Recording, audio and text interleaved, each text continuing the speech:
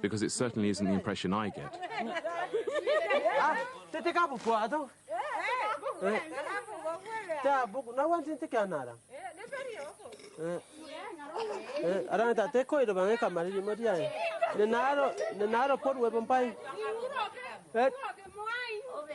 So this is Papua New Guinea's public enemy #1.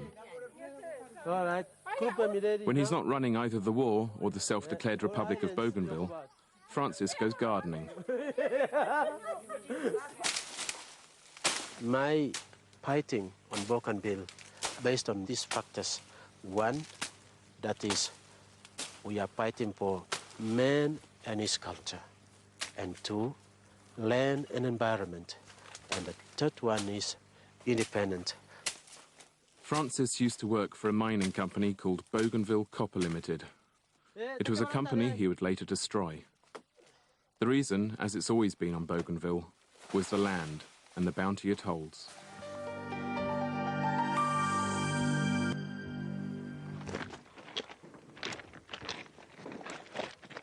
This is a Panguna mine. It's development that has been taken, place starting back in 1960s. My people here were very ignorant, and they didn't know that in the future there would be a very big mine here, which is very destructive. Before reaching the final layers of overburden, they cleared 550 acres of jungle and sluiced away the unconsolidated volcanic rock and ash. Bougainville5 Limited, or BCL, is mainly owned by an Australian subsidiary of the world's mining giant, Britain's Rio Tinto Zinc. In 1967, the company was given the go-ahead to excavate what was then the world's biggest open-cast copper mine, 500 metres deep and covering about 7 square kilometres, or the size of London's West End, where Rio Tinto's headquarters are based. It turned out to be a disastrous mistake, especially as they dug the hole right beneath Francis's village. In Bougainville, you don't come between the people and their land. We Bougainvillians, we rely on our land. Land is our lifeline, land is our mother, and it's our protection. This place was a very big jungle with, which is a hunting ground for the people of this area. We had big trees, Also, there was a very big hill here. Right in the middle here, there was a very big hill, much higher than the top of those mountains up there. And now it's all disappeared. So now this land, which belongs to people, my people, is now become abandoned land. And I don't know how we're going to use this land back again.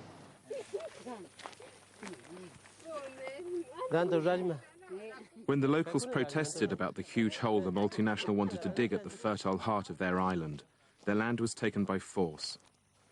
Of the $3 billion the mine made in profit, only 1,000th was given back to the people who owned the land. Rio Tinto Zinc had started to create their most expensive enemy.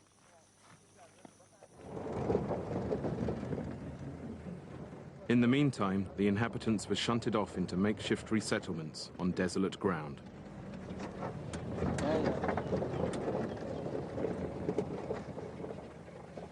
That's the Dapeda village, and you can see that's the standard of building they built here for people. It's really like a shanty town. BCL was not been too much genuine to how we can resettle the people. This school was built by people themselves. Even the company and the government, they did not give any support. Just imagine, right in the middle of the giant copper mine, multi-million, worth. And here we are, people building their own schools, out of their own pockets.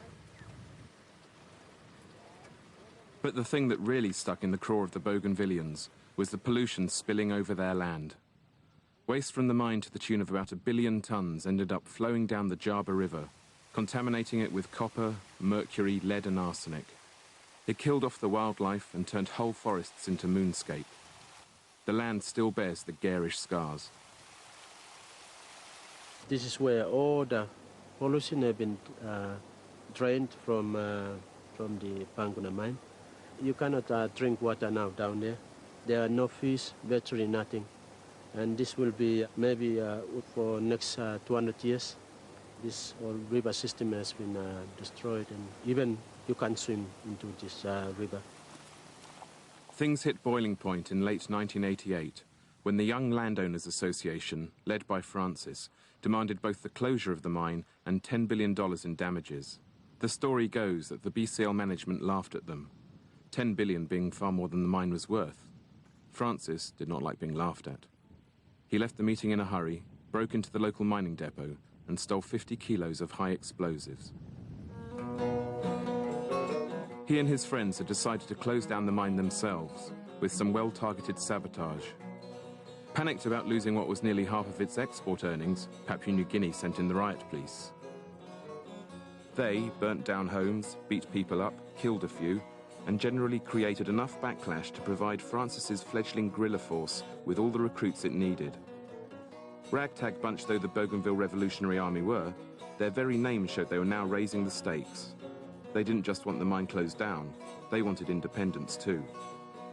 It was all getting a bit much for the riot squad, so in came the army, the Papua New Guinea Defence Force. Rio Tinto Zinc abandoned the mine, and a David and Goliath war was on, with BRA stones and slings versus PNG helicopters. It was then that Francis realised they weren't fighting just Papua New Guinea, but Australia as well. Australia's ex-colonial interests meant it was already training and arming the PNGDF. Now it also suspended a Foreign Crimes Act, allowing its pilots to fly the helicopters it suddenly supplied. Helicopters that were quickly turned into gunships and trained mainly on an unarmed population.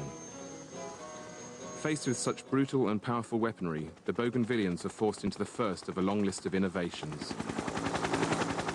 This is the first homemade equipment that we made to start the fight, start the war.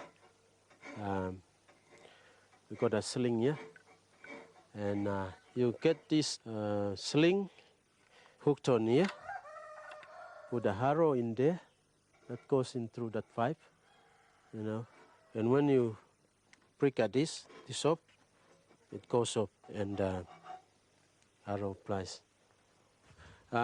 We make our own guns using all the material all around the place, been left by also in the Panguna.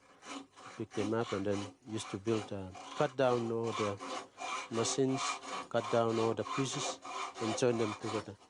Like this one, all this has been made here, and we double them, made in Mekamui, and it's got a serial number.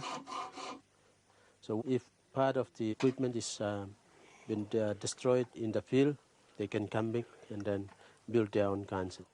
And this is how we build confidence in the force. So just imagine, with one cylinder weapon, winning a SRR, and from that single SRR, we went on to winning now virtually about 200 to 300 very powerful weapons. This one is resting now, having a holiday or whatever. Resting for good, yeah.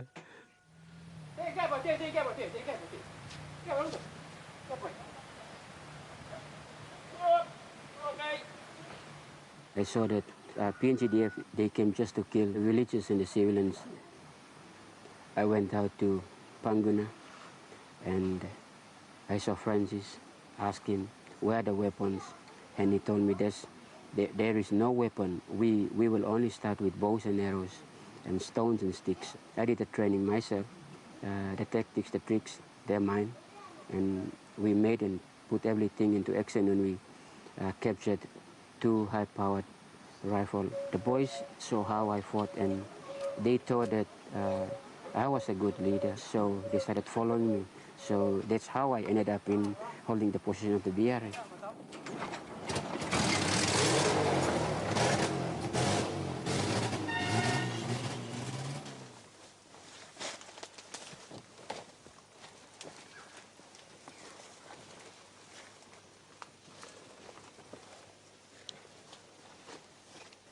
There are no clear front lines in the jungle. Even though they've made it their own, Ishmael and his boys know the PNGDF may never be far away.